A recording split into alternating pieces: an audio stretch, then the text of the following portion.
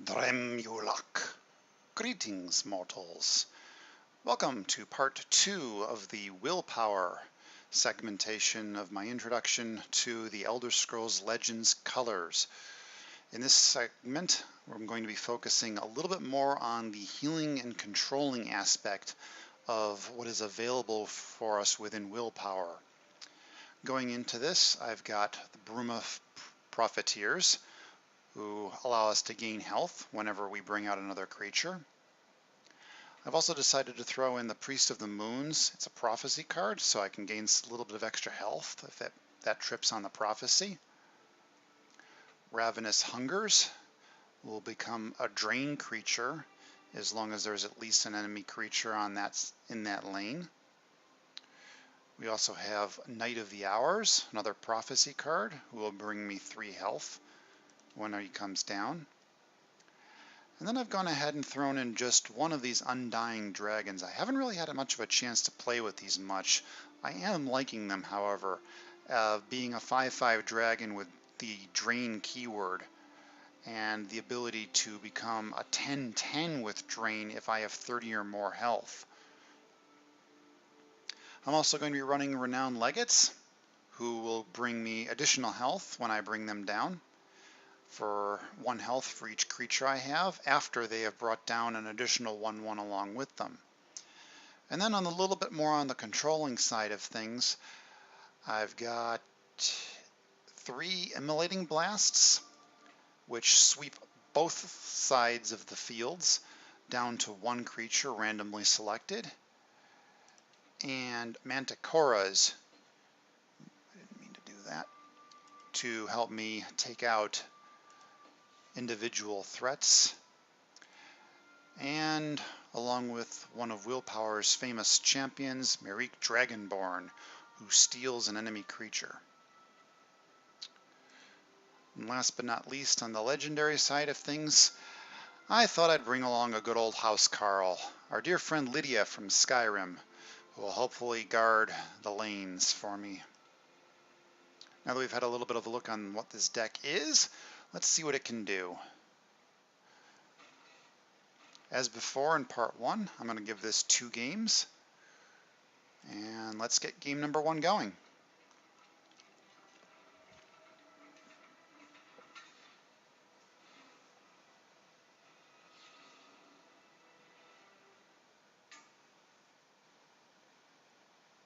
That was a rather quick find for a player. Nice thing about the Elder Scrolls Legends, never seems to be lacking. Once again, in general, I don't like starting with things that cost 4 to 5 more on the initial draw. And red and blue I've seen a lot of aggressive decks out there, and that could lead me into some trouble without much play in the early game.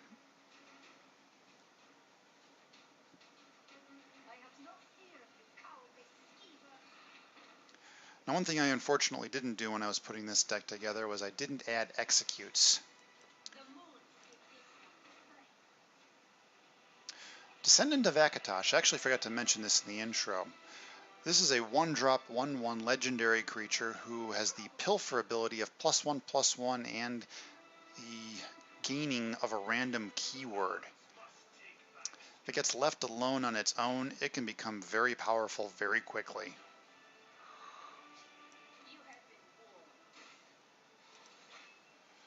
So now it's just become a 2/2 with guard that'll hopefully hold him off.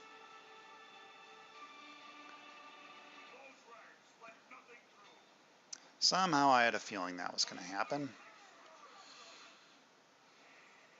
So what I need to do now is I need to start stalling this board state of his out.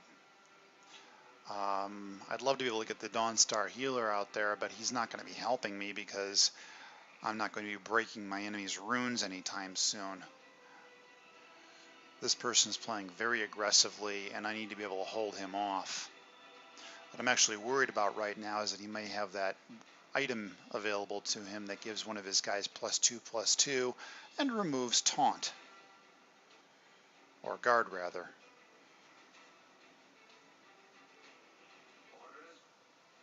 There's that 5/5.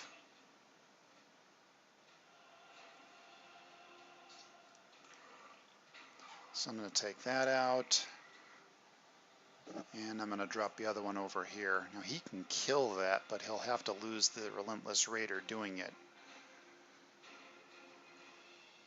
The Black Dragon is another personal favorite of mine. 4 mana for a 5/5 is just fantastic right off the bat. But then you also add in the fact that it's also immune to lethal, which a lot of people tend to forget from time to time. I've seen that happen. And when it slays, it destroys all copies of the slain creature from the opponent's deck. They all go into the graveyard. So they're not going to be drawing another one of those.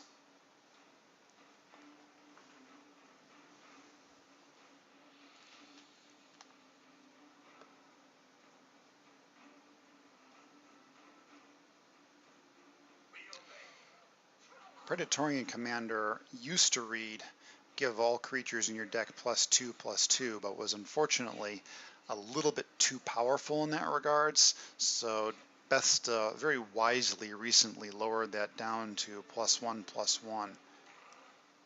I'm going to do 3 to him because that's not going to break a rune. Gain a little health back. I'm not jumping right into the Immolating Blast here because I'm hoping to bait out at least one more creature on this side for as much effect as possible.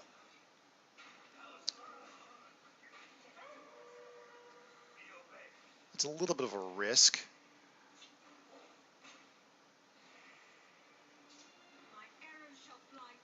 but it looks like it's going to pay off.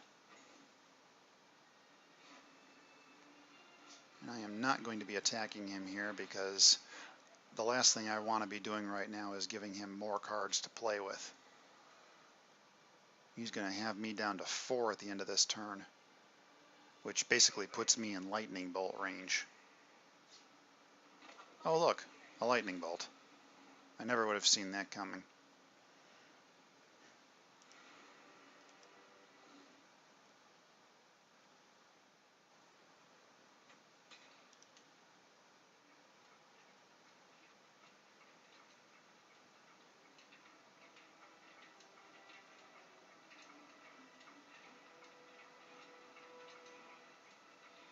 So we're going to go into game 2 here.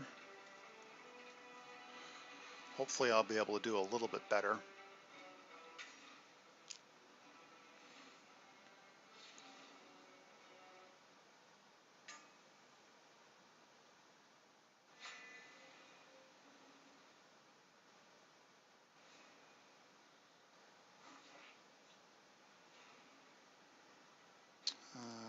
Once again, I don't like starting with cards that cost that much. A 2 and a 3 drop is much better.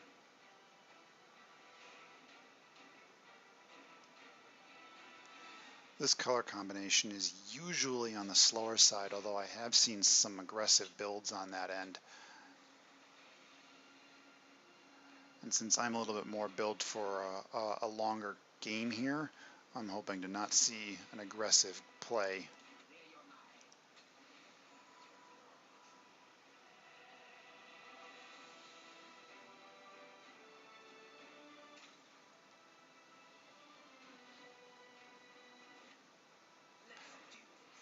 Premium Cunning Ally. Oh, 3/3 beats a 2/2.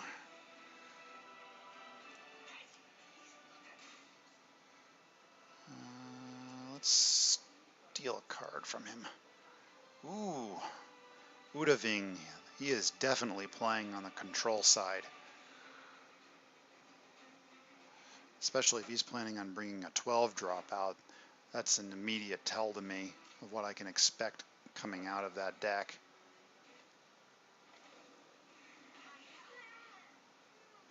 Oh, nice.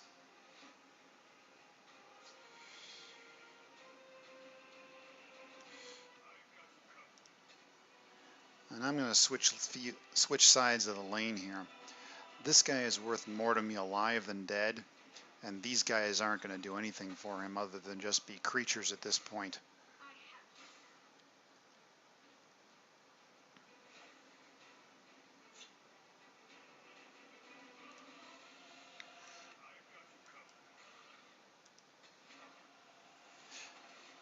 One of the downsides of Drain, which, as I consider the game, and its full effect is actually very, very necessary, is that it doesn't give you the life back when it's on the defensive side.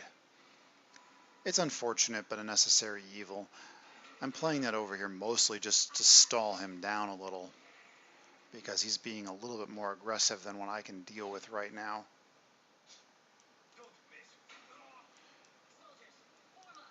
This seems like a great time to drop that. Give a nice little boost to the rest of my deck, while at the same time challenging the cunning ally. And he trades.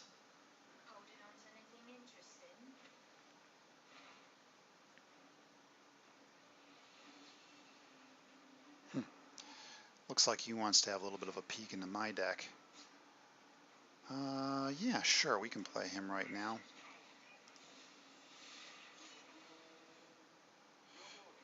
Give me a couple of health points back. Get a nice 6/6 out there.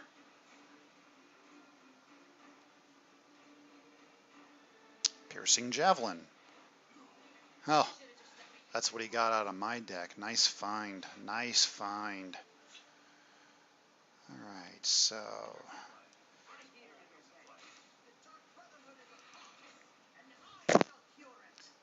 I'm going to bring the Black Dragon down, because if I can stop him from having more of these, I'd like to. This would be a really good time for him to drop a Supreme Atromancer.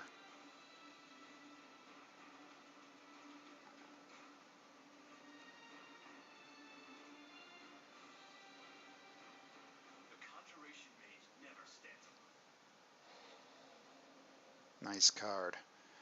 Gives him a 5/5 Taunter and a 1/2 on top of that, which he can blink in and out with some on the new cards. Let's go with an Immolating Blast here. Oh, he gets to keep the 5/5. Alright, I'll trade you them.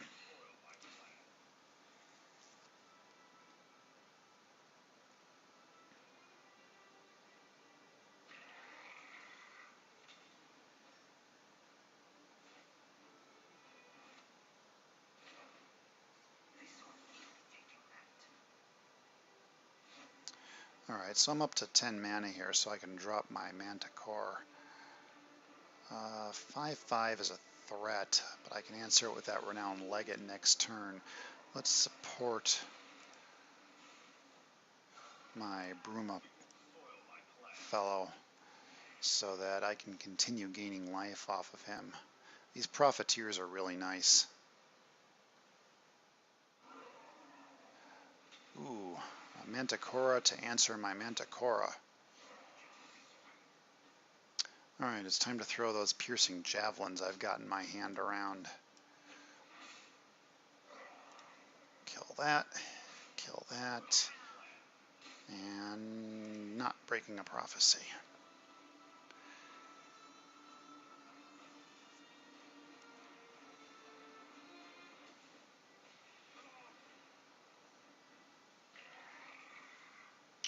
More Hive Defenders.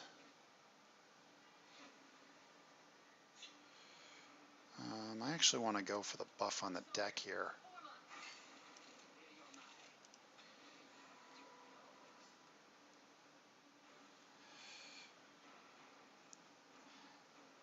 This isn't actually a bad card, even after the change from it being a +2 to +2 to +1/+1. It's still helping me out. Ooh, more Manticoras.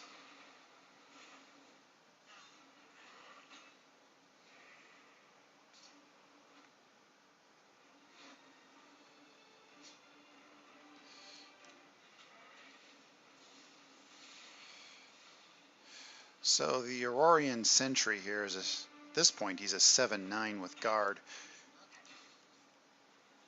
And any damage that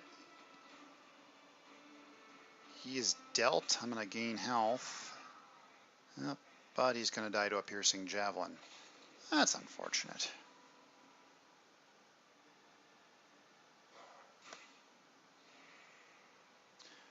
Another Descendant of Akatosh. A little bit more of a threat, though, when that comes down as a 3/3. Ooh, and a fellow one. Let's bring them all into the field. And then I'm going to bring him down so I can gain a bunch of life.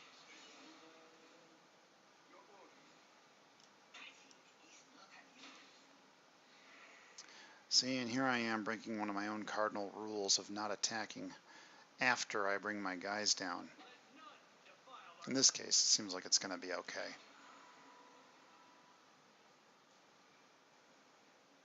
But if that had been like a piercing javelin, I'd have just lost my 6/6. Dawn's Wrath, great card.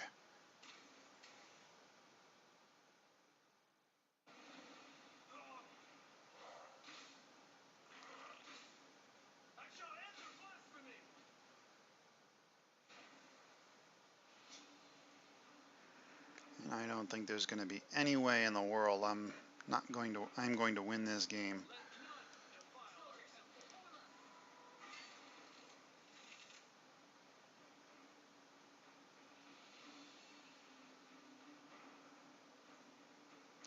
The main reason I'm saying that is because I'm down to just one card in my hand here at this point, and he still has 6. And those basically just represent options.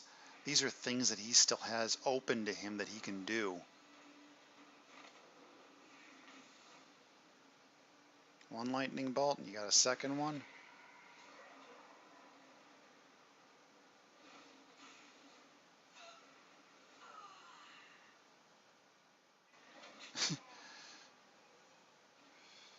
He really doesn't want me to have anything. Oh, that card is several turns too late. I'm going to drop Oldavig just because I can, and that's a game. All right, everybody, thank you very much for watching, and I hope you tune in next time where I go and describe more of what is available to be played within the colors of the Elder Scrolls Legends. Feel free to drop some feedback if you'd like to comment on which color you'd like to see me going through next. Atromancer.